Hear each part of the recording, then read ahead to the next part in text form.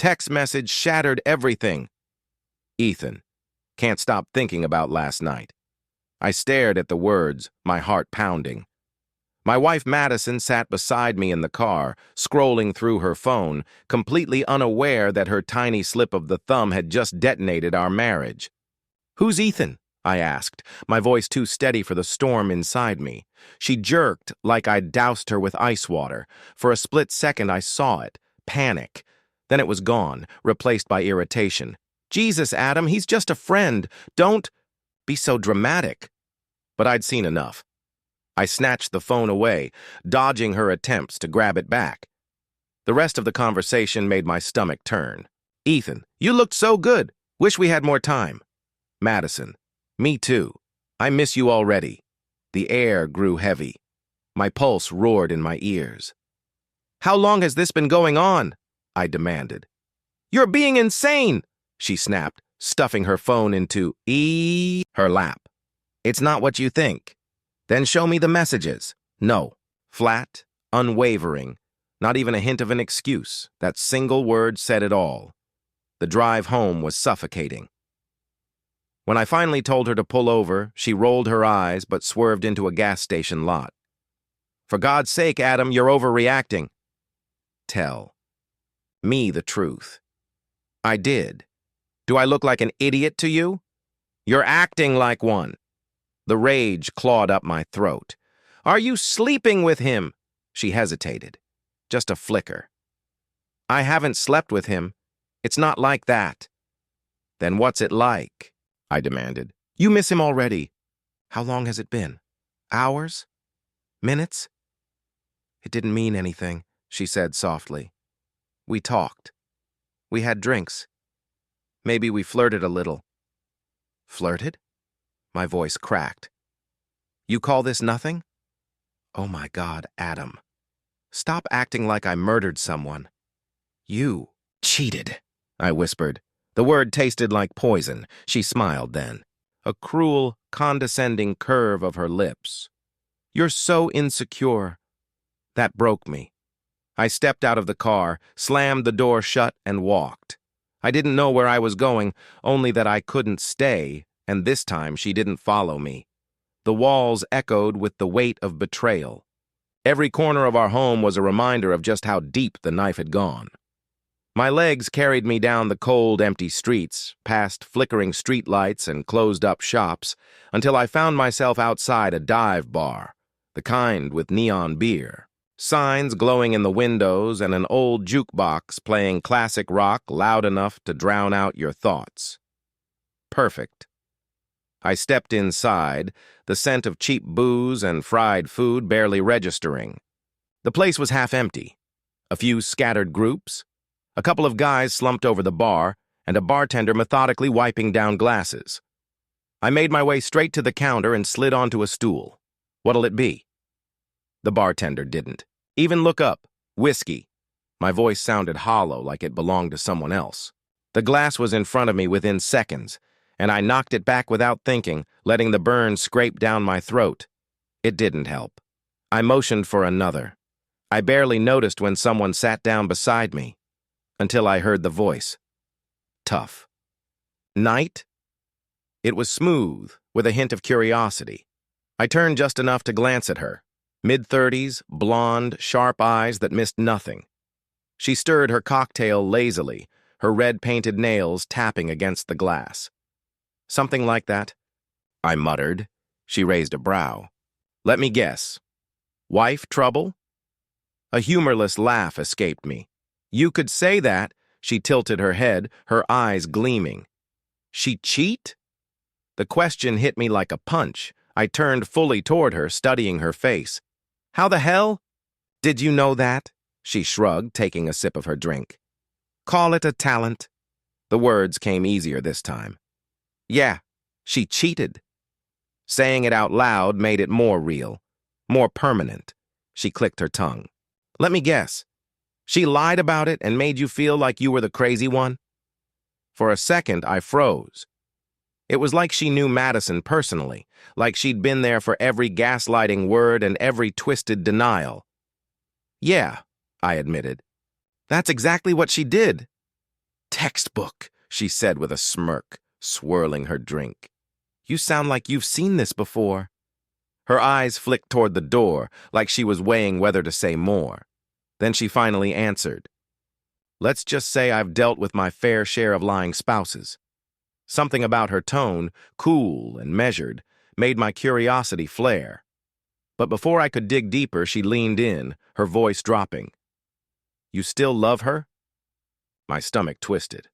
I don't know. What's stopping you from leaving? That question landed hard. Not because I didn't know the answer, but because I did. And I hated it.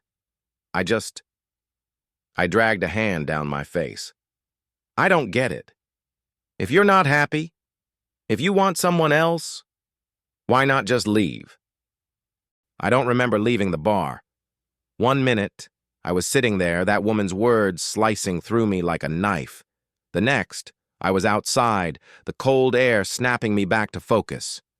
My hands were steady now, my mind was clear. If Madison thought I was just going to roll over and take this, she was dead wrong. I scrolled through my contacts and hit a name I hadn't called in months. It barely rang twice. Adam?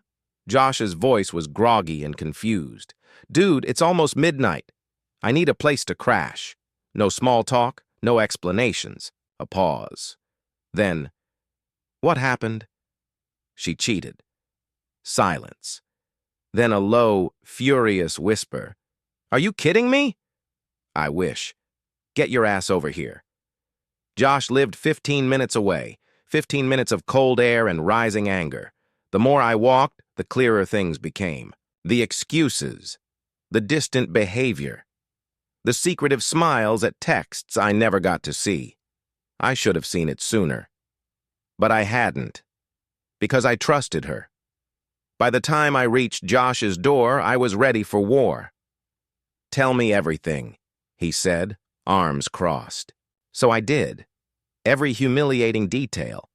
When I was done, Josh let out a sharp breath. That's insane. Yeah, I agreed. She didn't even try that hard to deny it. He shook his head. So, what's the plan? That was the question, wasn't it? I had to leave her. That wasn't even up for debate. But leaving wasn't enough. Not after what she'd done. I needed her to feel what I was feeling. Josh, I said slowly, you still have that buddy who finds things? Josh's eyes narrowed. Mark? Yeah. Why? I looked him dead in the eye. I want to know everything. The grin that spread across his face was pure mischief.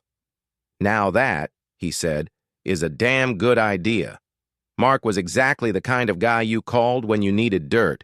Quiet, dangerous with technology, and able to find out your entire life story if he wanted to. It took him less than 20 minutes to crack into Madison's accounts. The first message we saw twisted my gut. Ethan, I can't wait to see you again. When's he gone? Madison, next weekend. I'll tell him I'm at a work retreat. We'll have the whole place to ourselves. Josh swore under his breath. She's bringing him to your house? Our house, and Ethan wasn't the only one. There was Ryan, Chris, different names, same pattern. She'd been doing this for months, maybe longer. I stared at the screen. Jesus Christ, Josh's knuckles were white around his coffee mug. She's a serial cheater, I laughed bitterly. And I was worried about one guy. Mark glanced up. Want me to keep going? I shook my head. No, I've seen enough. Josh's eyes flashed. So what now? Divorce? Oh, I'm divorcing her, I said, my voice ice cold. But first, I'm going to. I shrugged. Come on, let's do something fun. A weekend getaway, just me and you. No work, no distractions. She sighed, shaking her head. Adam, I told you. I have a work retreat next weekend. I grinned. Oh, right. I pulled out my phone, scrolled, and turned the screen toward her.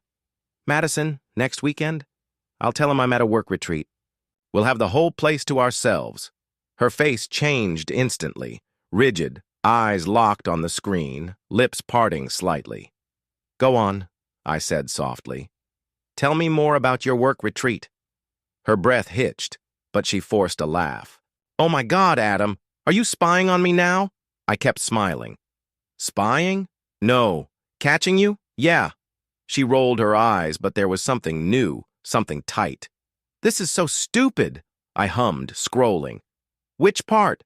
The fact that I know about Ethan, or Ryan, or Chris? Silence. Suffocating. I watched her, how her fingers tightened around her wine glass, her jaw clenched, and then she threw the glass. It shattered against the wall, red streaks sliding down like blood. I can't believe you went through my stuff, she screamed. I stayed calm. I can't believe you're a cheating liar. You had no right. No right to find out my wife's been screwing around behind my back? Are you hearing yourself? You're so dramatic. I shook my head, chuckling. Keep thinking that. I want you to feel safe, Madison. I want you to think you still have control, because when this blows up in your face, I want to see the exact moment you realize you lost. For the first time, Madison looked scared. She tried to recover. So what? You found some texts. Big deal.